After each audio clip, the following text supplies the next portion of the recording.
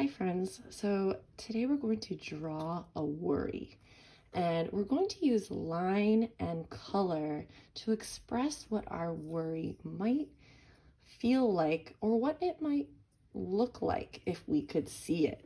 So as you can see, I have a couple examples over here and they're both quite different, right? Because there's different types of worries. There's scared worries, there's frustrated worries, there's angry worries, right? So I'm going to show you a few different examples for how to get started. So please just watch this part as I go over some different types of eyes and lines we can use, or if you have an actual piece of scrap paper and you want to practice along with me, that's good, okay? But we're not doing the monster yet, we're only practicing. Okay, so let's try a few different types of eyes.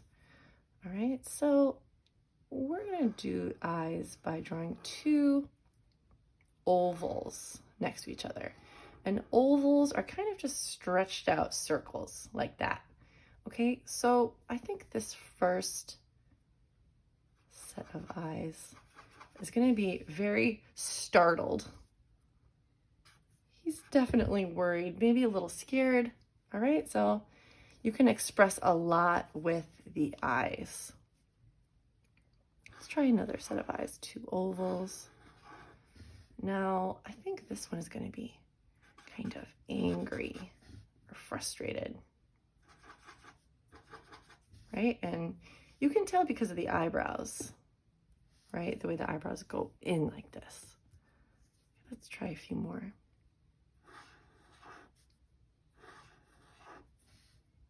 I think I'm going to add some eyelids by drawing two curved lines like this. And then I'm going to have the pupils like that. And that one just looks kind of sad, maybe worried.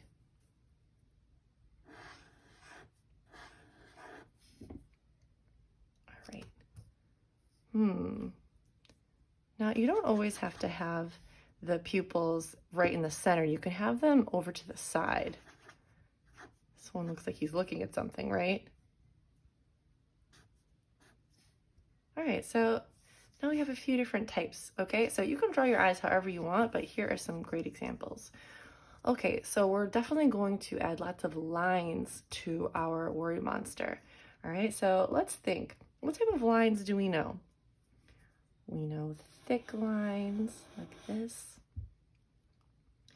We know thin lines. Sometimes you can go from thin to thick to thin to thick, right? You can have zigzags, which go up and down, up, down, up, down. Very sharp corners like this,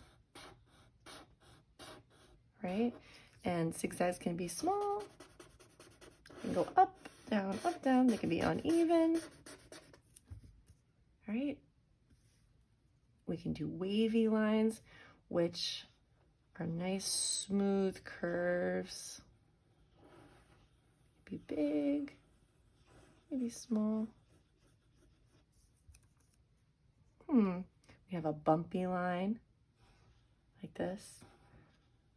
Looks like it hops from one place to the next, like that. Or they can be uneven, kind of like up, all over the place, like a bumpy road. Or let's see, we can do a curly line, loop-de-loop. I'm running out of space. There's so many lines. There are different types of broken lines, like dashed lines. They can be small or big,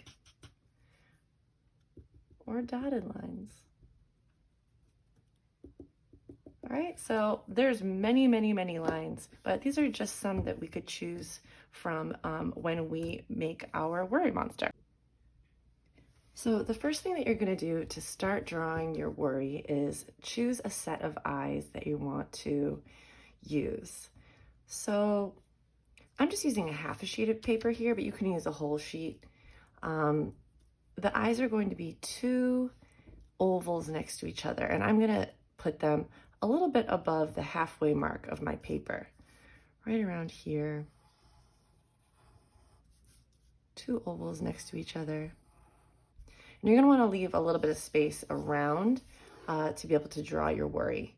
So you see how I'm using pencil and you can't really see it that well? You might want to go over it a few times, go over your lines so they look nice and thick, so the eyes pop out. So what I think I'm gonna do is I'm gonna go over it with a marker, but you can use whatever you have.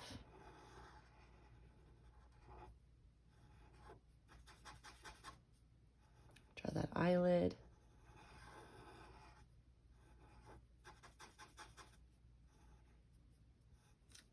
All right, and don't forget the eyebrows, because the eyebrows really add a lot to the expression in the eyes. Okay, so now that we have our eyes, now we're going to choose lines that we feel represent our worry. So I'm going to choose lines based on how I feel that my worry might look, but your worry might look different. So you can use whatever type of lines that you choose. So your worry, how you would draw this, is going to look much different than mine, and that's great. We want all of ours to look different. So I think I'm going to choose a color. I'm going to use red, because red is very energetic, kind of intense, and sometimes my worries feel like that. So, and I think I'm going to choose a zigzag, which kind of goes up and down and up and down, up and down, up and down.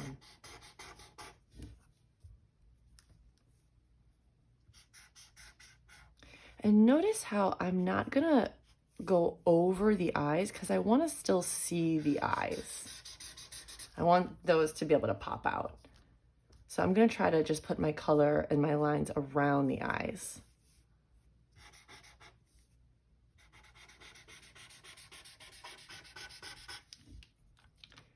Keep adding lines. Okay, well, let's pick a different color and a different type of line. Okay, I'm going to choose yellow. Now I think I'm going to draw a big spiral. I'm not going to go over the eye part. See how these are big curved lines? I feel like this represents a worry, because sometimes it feels like it's all around you. Kind of how Ruby's worry looked in the book, right? It just kept getting bigger and bigger and bigger. Okay, let's choose another one. I think I'm gonna choose orange. And do you notice something that I'm doing? How I'm using red, yellow, and I'm gonna choose orange, and all of those colors are in the warm color family, right? Because sometimes when you're worried, it kind of feels like hot or intense, you know. But like this one's all different blues, right? This one might be more of like a sad feeling. Okay. So this one, I think I'm going to use loops like this, or these curly loop-de-loops, because, you know, that kind of, it feels tangled to me. Sometimes a worry can feel like it's hard to sort out. It might feel tangled.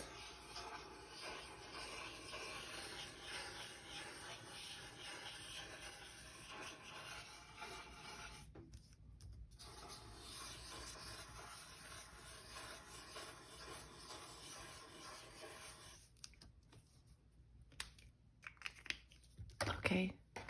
So what I think I'm going to do is I think I'm going to choose I'm going to use a crayon to kind of fill in some of those spaces that I have around here, to kind of give it some more depth, to make it actually look like it's almost more like a creature, right?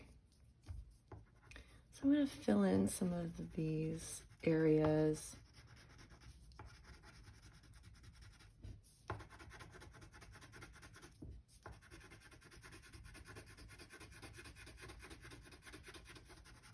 So after I drew these worries the other day, I showed them to a friend and I talked about what the lines meant to me and how it felt to draw it, and how, I felt a little bit better after I created it because I was able to use art to express myself.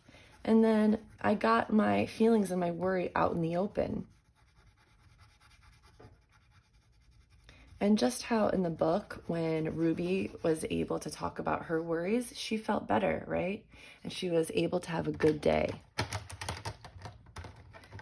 So after you're done with your worry monster, show it to someone and talk about your worry and tell them about your art. Use your voice and your artistic vision. Okay, so I can't wait to see what yours look like, and I hope that you enjoy doing this activity. All right, thanks for watching.